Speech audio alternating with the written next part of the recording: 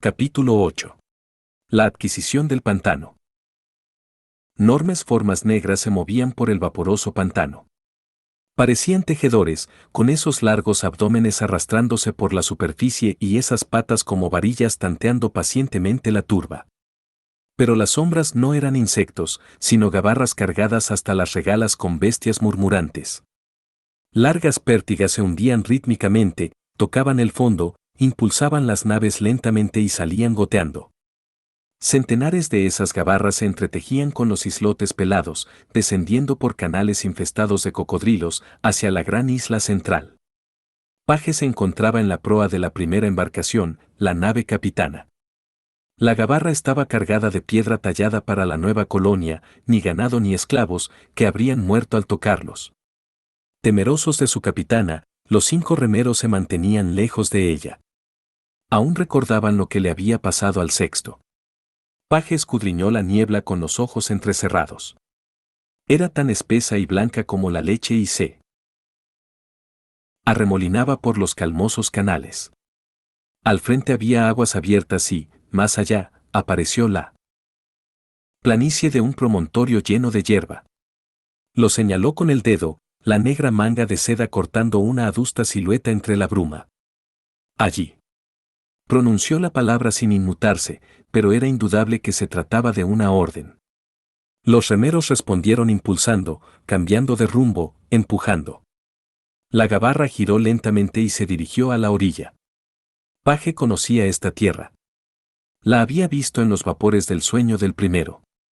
En ese momento y en ese lugar no parecía muy diferente. Ante ella se encontraba la isla primitiva, con el mismo aspecto que tenía desde que había surgido del pantano. Aunque, en su mente, la mujer la veía transformada en el terreno de un nuevo coliseo. Atraería a todo el mundo. Esas vías de agua rebosarían naves de placer. Esos archipiélagos contarían con una serie de puentes que llevarían carros, carruajes y viandantes. Hasta en los mismos cielos se amontonarían grifos y monturas aladas. Paje veía todo eso. Su mente intercambiaba recuerdos y visiones por igual. El Coliseo ya existía. Porque el primero así lo deseaba. Mientras Paje viviera, el Coliseo de los sueños de este ya era real.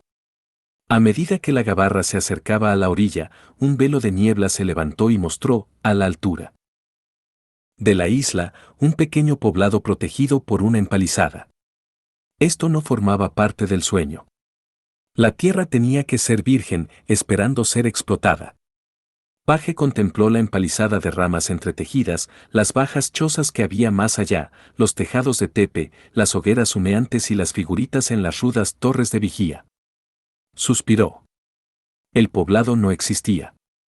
Por lo que al primero concernía, no estaba allí. No era mayor impedimento que la hierba tierna.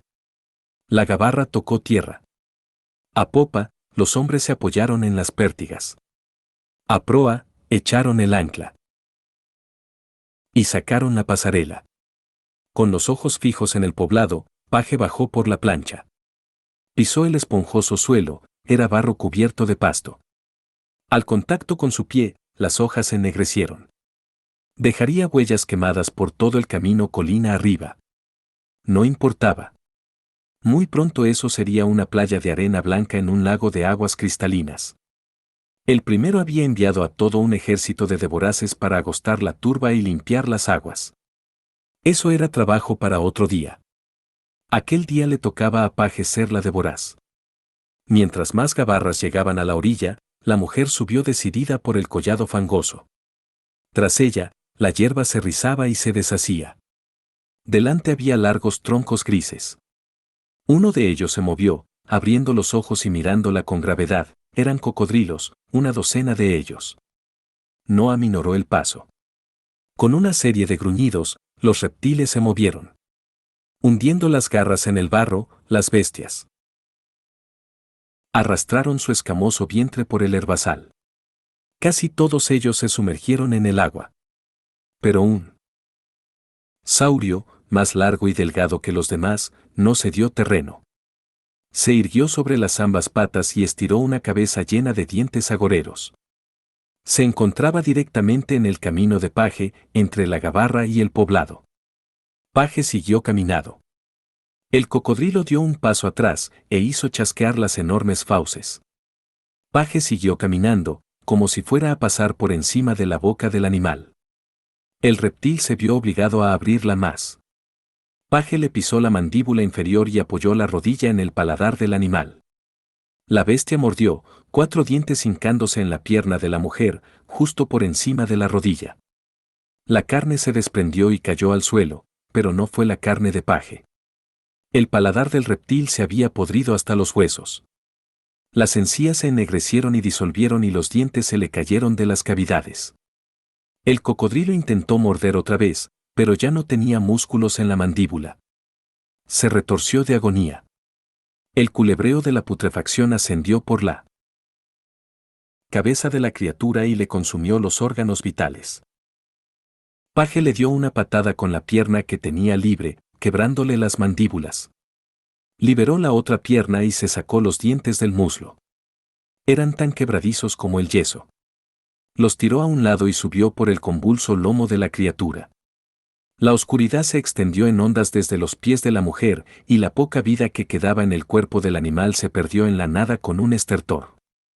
Paje prosiguió el ascenso. Los primeros pasos temblaba a causa de las heridas de los dientes, pero éstas se cerraron y curaron antes de que llegara al poblado. Delante de la empalizada se agolpaban los guerreros. Habían visto lo que le había hecho al cocodrilo. Y también veían a los centenares de gabarras que iban hacia allí, a las tripulaciones desembarcando y a los alguaciles de negras armaduras de la cábala que seguían a Paje. El propósito de este desembarco no ofrecía lugar a dudas. Paje se detuvo a un tiro de piedra de las puertas. Con aquella apretada malla, solo tenía la cuarta parte del tamaño de los matones que se habían puesto a su lado. Llevaban uniformes negros. Debajo de capas azabache, con las capuchas plegadas sobre los prominentes hombros. Aunque no lucían armas en las musculosas manos, estaba claro que eran guerreros. Los aldeanos no miraron a los esbirros, solo a Paje. En nombre del patriarca de la cábala, les gritó: ordeno a todos los que vivan en este pueblo que salgan. No lo hicieron. Permanecieron murmurando tras la empalizada de ramas entrelazadas. ¿Cuántos de vosotros bebéis?, preguntó Paje quedamente a los hombres que la acompañaban. A los alguaciles de la cábala les costó un momento responder.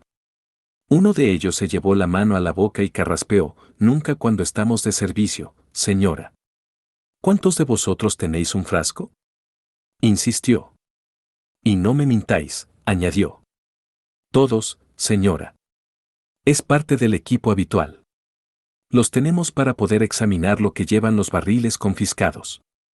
Todo el tiempo que habló, lo hizo con los ojos puestos en la empalizada que tenía delante. ¿Quiere echar un trago? Tendría que ser algo más que licor de Malta, 50 grados o más. Yo tengo uno de 60, sonrió el esbirro. Y Carl hace su propio matarratas, casi de 90. Los otros dos, no lo sé. Le hace salir pelo en el pecho a uno, le ofreció otro. Metió la mano en el chaleco. Casi como si fuera un hábito, sacó una ballesta de mano montada y cargada. Tras ponerla en la funda, extrajo un frasco de cristal, lleno en unas 3/4 partes con un líquido cristalino. No es para que me salga el pelo en el pecho, respondió Paje, sino para quemar el de los demás. Cogió la botella y la descorchó. Se arrancó el puño de una manga y lo embutió por el cuello del recipiente, a modo de mecha. El resto, sacad las botellas también. Venga, vamos. Así lo hicieron, y algunos sacaron varias. Los aldeanos habían estado mirando todo el rato. Al final, uno de ellos respondió a la exhortación de Paje: ¿y qué nos pasará si salimos? Si salís, podréis uniros a estas grandes obras, respondió, sopesando la botella incendiaria con la mano. ¿Qué obras? Vuestra aldea se levanta sobre el emplazamiento del nuevo Coliseo, que ha de ser el centro del mundo. Podéis formar parte de la construcción del Coliseo o podéis formar parte de los cimientos de este. Al principio solo hubo silencio como respuesta. Luego llegó una voz ultrajada. ¿Queréis que dejemos nuestro pueblo para que lo destruyáis y que nos convirtamos en vuestros esclavos para construir vuestro coliseo? O morir, respondió Paje. Es la alternativa. Se oyeron voces discutir detrás de la empalizada. ¿Alguno de vosotros fuma? Preguntó Paje a los esbirros. Mientras los matones rebuscaban en los bolsillos, el portavoz de la aldea volvió a hablar. Nuestras familias han vivido en esta isla durante 200 años. Ni los monstruos han conseguido echarnos. Con un potente tiro a lo alto, Paje arrojó una botella llameante por encima de las puertas. Aterrizó perfectamente, rompiéndose encima del tejado de la cabana más grande. El cristal se esparció, y el alcohol con él, y el fuego lo siguió. Paja, ramas y madera estallaron súbitamente en llamas. Era como si una bola de fuego hubiera caído en el edificio y le hubiera reventado las entrañas. El portavoz de la aldea gimoteó, pero ya nadie le hacía caso. 10 botellas incendiarias más trazaron una parábola por los cielos y cayeron sobre chozas y paredes, atalayas e incluso las propias puertas.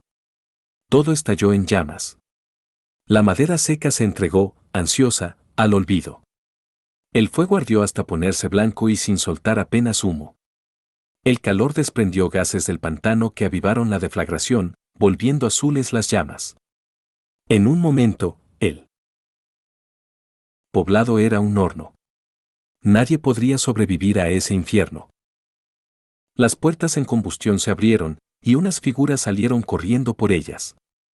No corrían para atacar, sino que iban tambaleándose, quemados y cegados. Algunos estaban envueltos en llamas. Todos gritaban y se tapaban la cara. Paje avanzó hacia ellos. Les había dado un ultimátum, y un ultimátum tenía que ser definitivo.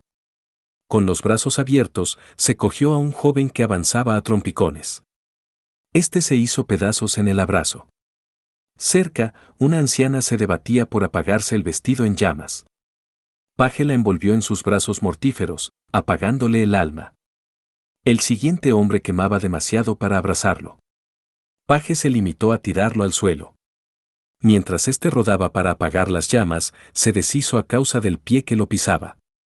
Hombres y mujeres, ancianos y niños, aullantes y silenciosos, murieron en sus brazos. Mientras el fuego convertía la aldea en cenizas, Paje hacía lo mismo con los aldeanos. Los esbirros de la cábala estaban allí de pie, viendo trabajar a su señora. En menos de una hora no quedaba nada, ni chozas, ni empalizada, ni aldeanos. El lugar era virgen y ya estaba listo para ser explotado. Paje caminó de regreso hacia los alguaciles. No se detuvo al pasar por su lado, esperando que estos se giraran y la siguieran. Y así lo hicieron. Decida a los equipos topográficos que empiecen a acotar el terreno. Que todos los demás monten el campamento. Esta noche dormiremos en el nuevo centro del mundo. Mientras los obreros trabajaban, Paje estaba sentada en un trono de hierro. No podía sentarse en las tumbonas de lona y madera ni podía vivir en una tienda de esos materiales. Los albañiles y hechiceros le habían hecho una casa de piedra. Esta se encontraba en un terreno elevado, desde donde dominaba el sendero natural que llevaba a la península septentrional. Con los pilares de piedra caliza, el tejado de pizarra y hasta las puertas de roca, la casa resultaba fría, poderosa e imponente. Le iba como anillo al dedo. Paje estaba sentada en el pórtico de piedra, desayunando. Miraba cómo los capataces y esclavos marchaban en cuadrillas desde la ciudad de tiendas hasta el lugar de las obras. Nadie se le acercó. Había prohibido a sus subordinados que fueran a verla mientras comía, ya que la horquilla refractora le distorsionaba la cara de una manera espantosa. Volvió a llevarse el aparato a los labios y apretó. Las curvas de metal le apartaron los labios y la horquilla le pasó un bocado de carne aún caliente entre los dientes. Paje lo engulló con cautela. Una de las puntas le rozó ligeramente el labio inferior y el jugo que desprendía se volvió rancio de inmediato, emitiendo un vapor nauseabundo. La mujer se quitó de un manotazo el aparato y lo depositó en una copa de alcohol que había en la bandeja. Recuperó el aparato, ya esterilizado, y volvió a ensartarle más carne. Paje repasó las obras con la mirada. Las cuadrillas habían hecho muchos progresos durante el último mes. Ya estaban puestos los cimientos, un círculo de más de 300 metros de diámetro y que se hundía 15 metros en el suelo. Multitud de basamentos para enormes contrafuertes partían de todo el perímetro. Unos caminos de tierra llevaban hasta los puertos y los pintos de los puentes. Al amanecer, los cimientos parecían un sol gigante inscrito en el suelo. Y en cierta manera lo era, naciones enteras convertirían el nuevo Coliseo en su oriente. Al anochecer, recordaban una bolsa con un cordón para cerrarla. Era otro parecido agradable, ese edificio se embolsaría todo el continente. Y por la noche, los cimientos eran como un rozo lleno de dientes. Era su mejor aspecto, la fosa de los infiernos, dejada libre para vagar por el mundo. El último pedacito cayó en la lengua. Paje se quitó el retractor y dejó la bandeja en una mesita de hierro. Era la señal de que ya estaba lista para recibir a sus subordinados. Las colas de esclavos prosiguieron la marcha. Los capataces continuaban encorvados en sus quehaceres. Albañiles y magos seguían trabajando. Ese era su mayor obstáculo.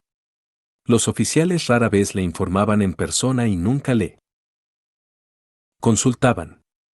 Recibían las órdenes de la mujer, recogidas por un escriba, y seguían sus indicaciones. Sin hacerle ni una pregunta. Más tarde le remitían informes.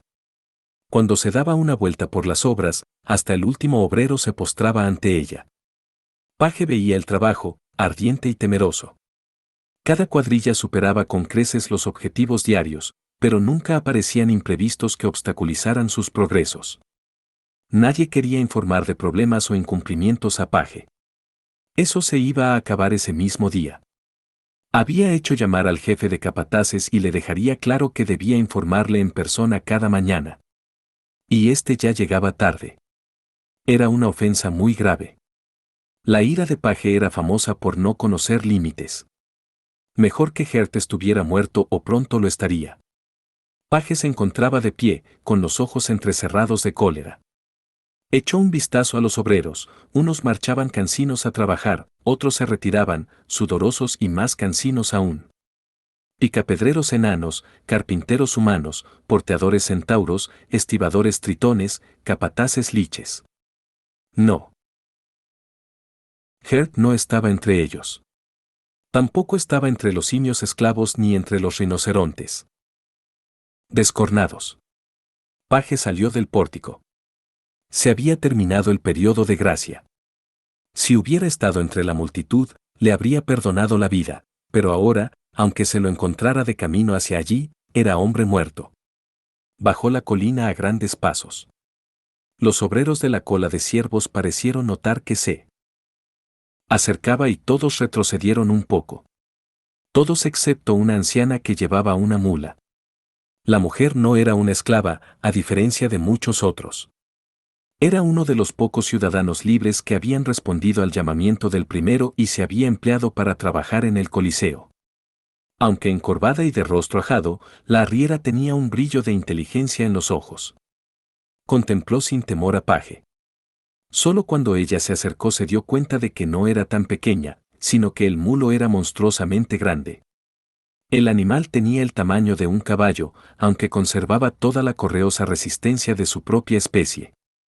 Trotaba al lado de su ama, con las orejas gachas mientras la mujer le pegaba una bronca interminable. Cualquiera diría que los cascos se te han vuelto a quedar clavados al suelo, a juzgar por lo lento que caminas. Serías mejor compañía metido en un frasco de formol. La mujer avanzaba directamente hacia Paje. Algunos esclavos se detuvieron para contemplar ese aparente suicidio. Al llegar a Paje, la anciana inclinó la canosa cabeza ante ella e hizo un amago de reverencia. Hola, mi señora Paje. Me ha enviado Gert a informarte. Paje se quedó clavada allí mismo, con la arriera al alcance de las manos. La putrefacción negra se extendió de los pies a la hierba que tenía debajo. Repasó con la mirada a la anciana. ¿Gert ha tenido la osadía de enviar a alguien? Sí, si es que soy digna de ello, replicó la arriera con un guiño. Ha dicho que sentía mucho no poder venir en persona, pero es que justamente esta mañana se ha atravesado el pie con el cincel de un escultor, así que no puede venir por su cuenta. Y me ha enviado en su lugar. ¿A ti? ¿A una arriera? Es que soy la única que no te tengo miedo. Paje la miró a los ojos. No estaba segura de si estaba enojada o impresionada. Pese a todo, sabía que sus sentimientos no cambiarían respecto a Gert. Llévame hasta él. La mujer caminó hacia la multitud de esclavos que se encogían. La arriera la miró boquiabierta, pero tiró de las riendas del mulo y le obligó a dar la vuelta. Maldijo en voz baja al bruto y le hizo apretar el paso. Corrieron una al lado del otro, anciana y mulo, hasta alcanzar a Paje. Las dos mujeres bajaban resueltas por el terraplén, como dos hermanas. Ante ellas, el torrente de esclavos se apartaba. Y todos las miraban con los ojos como platos. Quedas liberada del servicio a Gert. Ahora estás directamente bajo mis órdenes. Dices que Gert se ha herido en el pie con un cincel. Dime la verdad. Así ha sido, señora, resolló la arriera. ¿Adrede? Dicen que ves la verdad que ocultan las cosas. Y creo que están en lo cierto. La anciana sonrió bajo unas greñas canosas. Paje rumió acerca de aquello. El hombre había preferido mutilarse a tener que informarle en persona. Debía morir, allí no había lugar para los cobardes. En cambio, esa anciana no le tenía ni el más mínimo miedo. ¿Por qué no me temes? Soy demasiado vieja para que me importe morir. La mujer se encogió de hombros, intentando seguirle el paso. ¿Y si te mato ahora mismo? No, no lo harías, dijo la anciana.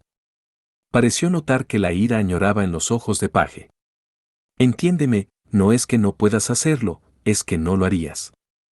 ¿No lo haría? Matas a los traidores, a los remolones, a los espías, a la gente que pueda destruir o entorpecer lo que estás construyendo, pero a mí no me matarías. Yo estoy de tu lado. La anciana mujer hizo una pausa. No te temo porque te comprendo. ¿Osas decir que me comprendes? Soy una vieja pelleja, la gente también huye al verme. La anciana se rió. Sí, te comprendo. Una sonrisa se esbozó en los labios de Paje. ¿Sabes lo que es estar llena de horrores? ¿Te has hecho alguna vez la muerta mientras un asaltante te posee? Es terrible lo que se siente. Y más terrible es sobrevivir a ello. Estoy llena de horrores. Sé lo que es encerrarlos bajo la piel. Paje miró con nuevos ojos a esa vieja criatura. Tras esas patas de gallo y esas mejillas chupadas había una profunda tristeza. Allí tenía a una mujer valiente, honesta y trabajadora. ¿Cómo te llamas? Sagorka. Y este patán es Chester. ¿No te gustaría ser capataz, Sagorka? Chester bufó y Sagorka movió la cabeza. No. Que pueda lidiar con este pedazo de mulo cabezón no quiere decir que pueda estar a cargo de un centenar de ellos. Además, no me harían caso. Entonces serás mi mensajera. Ya veremos si te hacen caso o no y no les informarás de lo que digo, sino de lo que quiero decir. Y no me contarás lo que dicen, sino lo que quieren decir. Ando un poco cojitranca con tanta carrera. Sagorka hizo como que cojeaba. Monta a Chester. La arriera y el mulo intercambiaron miradas dubitativas. Os mato a los dos. Lo hará, le advirtió Sagorka al mulo. Está a punto de perder la paciencia. Me conoces muy bien. Hecho, decidió Sagorka. El trato estaba cerrado y el puente estaba tendido. Tenía a una mujer que la entendía sin necesidad de horas de discusiones infructuosas. Sagorka le contaría sin tapujos todo lo relativo a las obras. Los capataces no tendrían miedo a hablar con ella y la mujer no tendría miedo a hablar con Paje.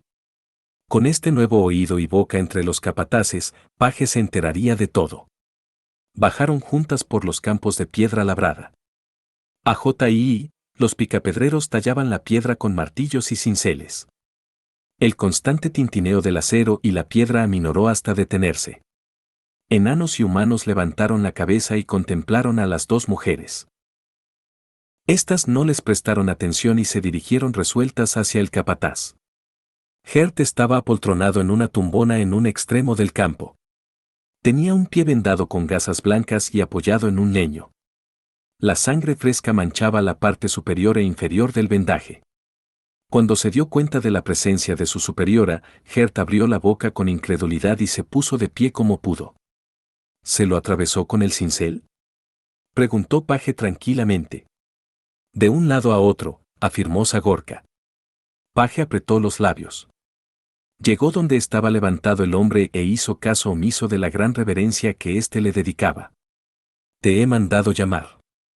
Perdóname, señora. Es que me he hecho una herida. ¿Quién te sigue en la cadena de mando? Terabit, Elich, mi señora, dijo el capataz arrodillándose y con la voz temblorosa. Paje miró enojada la cabeza gacha del hombre. Levantó la mano y se imaginó poniéndosela en el hombro y pudriéndolo hasta convertirlo en polvo. ¿Me vas a matar?, preguntó Gert sin levantar la mirada. Esa era la gran pregunta. El tipo que estaba allí arrodillado era un gusano. Pero, de algún modo, Paje se veía incapaz de bajar la mano. No había desobedecido más que por puro miedo. ¿Qué lección sería mejor? ¿Matarlo o convertirlo en esclavo? Terció Zagorka. Por fin Gert levantó la mirada. En sus ojos había esperanza, pero también terror. Los otros esclavos no se mostrarían demasiado amables con un antiguo capataz. Aún así, era mejor que la muerte. La mano de Paje proyectaba una sombra negra en la cara del hombre. Seré tu esclavo y trabajaré duro para ti. Y te seré aún más fiel. Iré a los demás capataces y los prevendré de mi destino.